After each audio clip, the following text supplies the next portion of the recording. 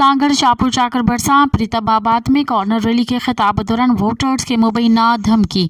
क़ौमी असम्बली जे तक इन 209 APS 44 ते पीपल्स पार्टी जे कारकुननि पारां सॼल कॉर्नर गजाणी के फज़ल पीछे हो खिताब कंदे चयो त प्रीतमाबाद ऐं भरपासे जा वोटर 12 वॻे ताईं घरनि मां निकिरी पीपल्स पार्टी जे उम्मीदवारनि खे वोट ॾियण जी उहे न निकिता त असां संदनि ॿनी लापाणी वारी शाख ॼाम साहिब माइनर खे बंदि करे छॾींदासीं ऐं वोट न ॾियण वारे जो पाणी बि कटियो वेंदो।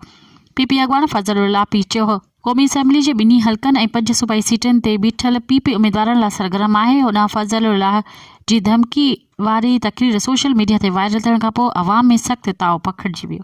मज़ीद ख़बरनि ऐं तफ़सीलात लाइ विज़िट कयो असांजी वेबसाइट www.awamiNewsHD.com ऐं ॾिसंदा रहो अवामी न्यूज़ HD।